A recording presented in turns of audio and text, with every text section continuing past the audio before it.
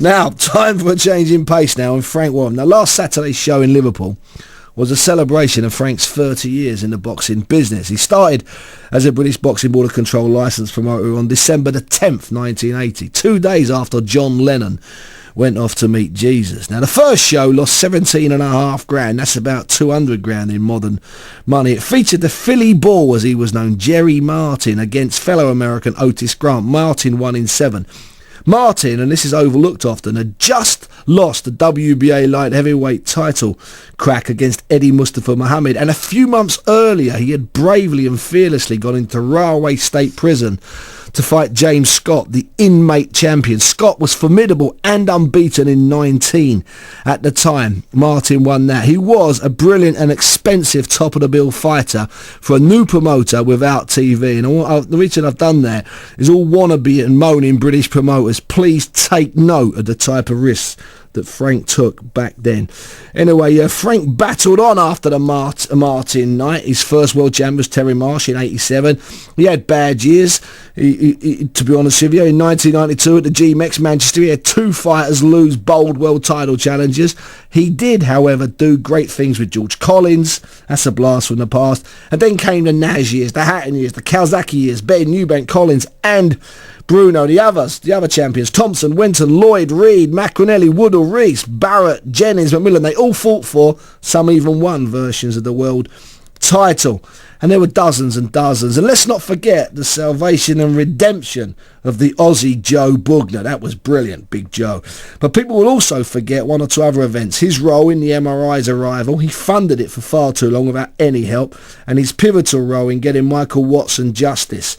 By the way, he didn't make a penny out of Michael Watson, but he managed to get him justice, financial justice. And, of course, I think one of his greatest feats, the rehabilitation of Amir Khan. It's the longest intro I've ever done, but hey, it was worth it because we didn't do it on 5 Live on Saturday. Frank, thanks for waiting. Oh, you got the job of the PR. When you starting, Monday? Oh, listen, if only. I've got to, you know what? I'll tell you what, I should have kept Jerry Martin in Railway Prison because I've done 17.5 grand that night. I know, it's a cracker. I'd forgotten about that James Scott episode. That guy James Scott was fearless, and Martin went into the prison and bashed him up.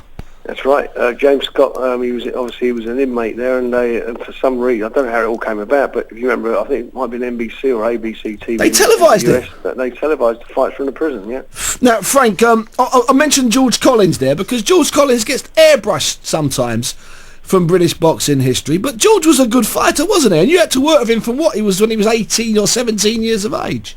I mean, I think back then he had one of the best amateur records, if not the best amateur records of any young fighter. And his very last fight, he was fighting Gary Stretch, and he got stopped at that fight. NABC, Class C. I remember there was a lot of pressure on him, and I remember saying to him, "Pull out the fight. You know, you've done all you need to do. You don't need any more amateur fights." But he did, and he got beat.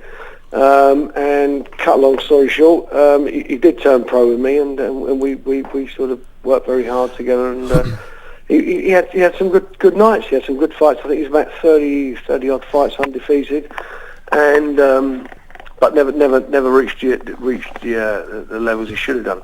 I thought his brother Tony was a much better fighter, but he had no discipline. Yeah. Now the thing with George, though, you say that about not reaching the levels. He only lost to Kirtland Lang and George Collins, if I'm not mistaken. So he hit really brilliant. George Collins and Kirtland Lang now with different handling. They'd win versions of world titles, I think, quite comfortably. Personally, I'm sure they would. I mean, Kirtland. Again, he had a bit of a discipline problem. Did he ever? If you remember, he had that famous win over, which I don't think was a very fit guy, but Roberto Duran, which is a great sort of scalp to have on your belt. And George was only a youngster, baby, yeah. Yeah, he was a baby, but he was a quality fighter. He was an amateur. He was outstanding.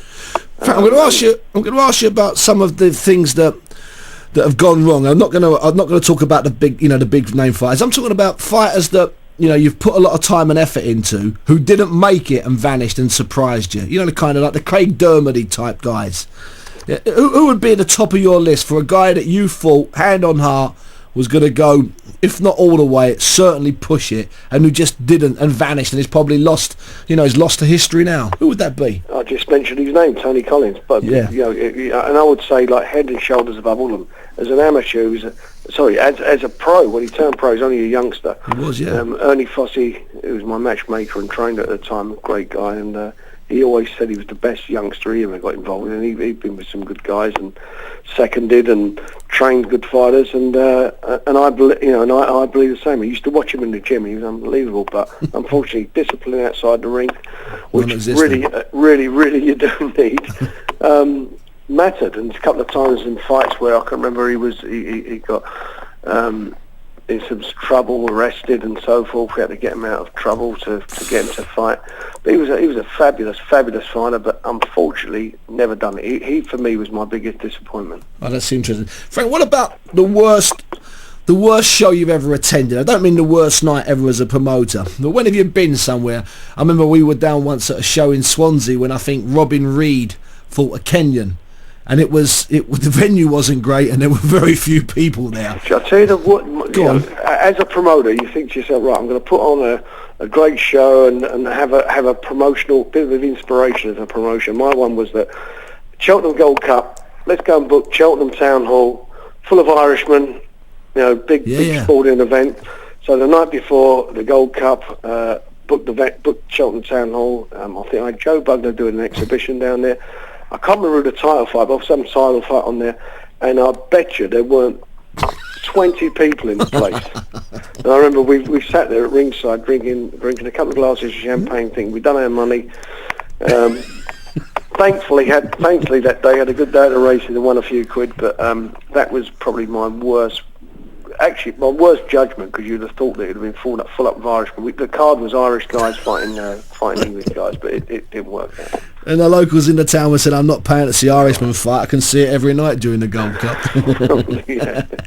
Frank, let me ask you about, I know how close you get to some of your fighters. I know you try and create a professional distance, but sometimes you're not very good at that. I mean, that's a compliment. When in a big fight have you been, when you're just about to leave your hotel and walk down to the car and you're putting your dicky bow on because it's a big fight, when have you been the most nervous as a promoter? I don't think I'll get nervous as a promoter going into a fight. My nerves are that nobody, once they've weighed in, everybody's there, they're all done. Except for one occasion when Danny Williams pulled out at 8 o'clock in the evening after weighing in. Oh, of course, for the Skelton fight. Which was my debut show on ITV when Amir Khan Bolton. Which was a total disaster for me. I mean, I could not believe what was going on, and I couldn't understand what had happened. I got a phone call from Danny's wife saying that he was unfit to box. At the weigh-in, I was told by his trainer, I was told by Danny he was feeling in tip-top condition. And anyway, he pulled out, and that was that. And that was probably the worst moment I've had in the game, because as I say, it was back to terrestrial TV, back to getting exposure for boxing, and it didn't leave a good taste in everybody's mouth. No.